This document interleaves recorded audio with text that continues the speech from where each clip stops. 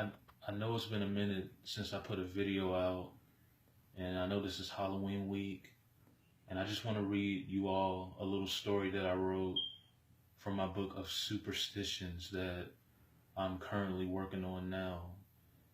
Now, this particular story, the superstition it's entitled "Someone's Thinking of You." Like every time when you sneeze, that means that a person is thinking about you. And you may be superstitious. I personally am not. But I think you'll find these stories very interesting because I put my own twist and spins on them. And so I'm just going to read you this story. My mom and I were having a mother-son's day out as we were in the car running errands together. I must note that I did not have my cell phone with me because I didn't think to bring it. I guess you can say I accidentally left it at home.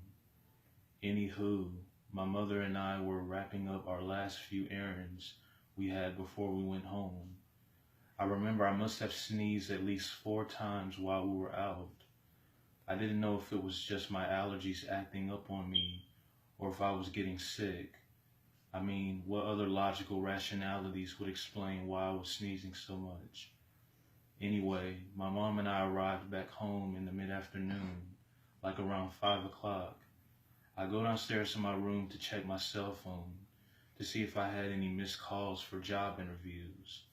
I look at the screen and see that I have 4 missed calls. The numbers were all different and not from the same person. I figured they were all from potential job places. That was until I checked the actual numbers. The first and earliest call I got, I recognized it to be my aunt, mom's sister. I called the number back and my aunt answers, telling me how she thought about me today and just wanted to call to see how I was doing and that she loved me very much. I thanked her for being so concerned and told her that I loved her back. Then, not too much longer after that, we say our goodbyes. After that call was done, I then went down to the next missed one. I saw that the number was from my first cousin, my aunt's daughter, who's the same age as me. When I called her back, she says to me that I crossed her thoughts today and that she's been praying for me lately and that she loves me as well. And if I ever just want to talk, don't ever hesitate to call her. I appreciated my cousin's concern and caring for me, but told her everything was okay. We chatted for a bit and told each other later. After that call was up, I proceeded down the list of missed calls. The next number I saw was that of my beloved grandfather, my mom's dad. He had called me as well. I called the number back and spoke with him.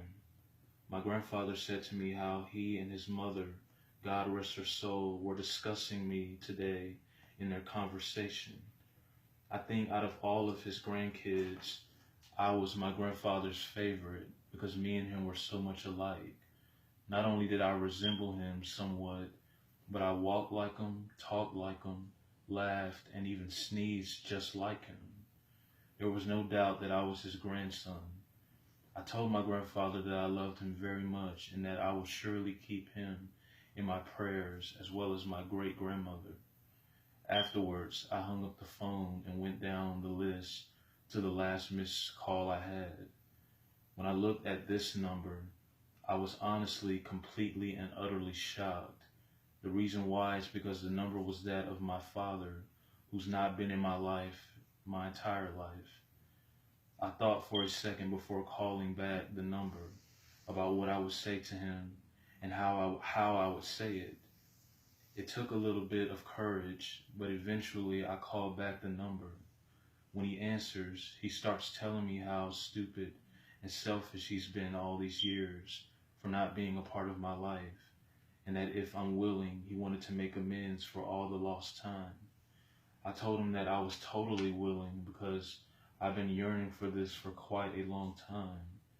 I also told my dad how I forgave him for never being there over the phone. He says he'll make efforts to at least call me once a week, and if that goes accordingly, he'll take it a step further by having us reunite. We talked a little while before hanging up. I was dumbfounded by all the missed calls. but especially the last one. By now, it was late at night, like around 12 o'clock. I was in bed as I was asleep. I remember I was having something of a really bad dream, more like a nightmare, and woke up abruptly from my pillow, sweating profusely. Upon awakening, I yawned and then sneezed right after. I kid you not, the minute after I had sneezed, I realized that my phone was now ringing. I wondered who could be contacting me at such a late hour of the night. So I picked my cell phone up and looked at the screen. There was no name or number.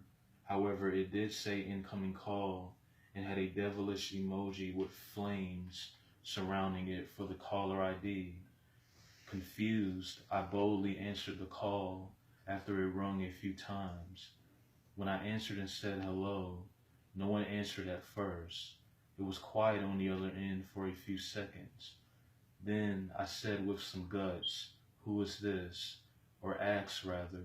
Still no one answered. Fed up by this point, I was about to hang up the phone, thinking that it was just some midnight prank caller. All of a sudden though, before I could end the call, a voice spoke out to me over the phone. It said menacingly and in a deep voice, "I think you know who I am." At this point, I'm shocked, but at the same time relieved that someone finally said something. I didn't recognize the person's voice at all. In fact, whoever this person was, their voice was very distorted and indistinctive, like that of some demon-like creature or something. I could just barely make out what they were saying. I then asked again, "Who are you?" as I was desperate and curious to know. For a few seconds, no one said anything, but then the same distorted and deep voice spoke out, saying, "I am what every man fears, but only few believe in. I am Lord of the Flies and Prince of the Darkness. I am the one and only Lucifer, and I'm here to tell you that your God can't save you." I laughed out loud over the phone. I knew for sure now that someone was just pulling my leg. I then asked this deep-voiced person, "How do I know you're really Lucifer?" and laughed again. The voice replies sinisterly, "Somewhere deep down, you know," and laughs demonically. After that, they just hung up. I really hope for the sake of God that I do not sneeze for a while, because now I know my relatives aren't the only ones thinking of me, as this so-called Lucifer is too.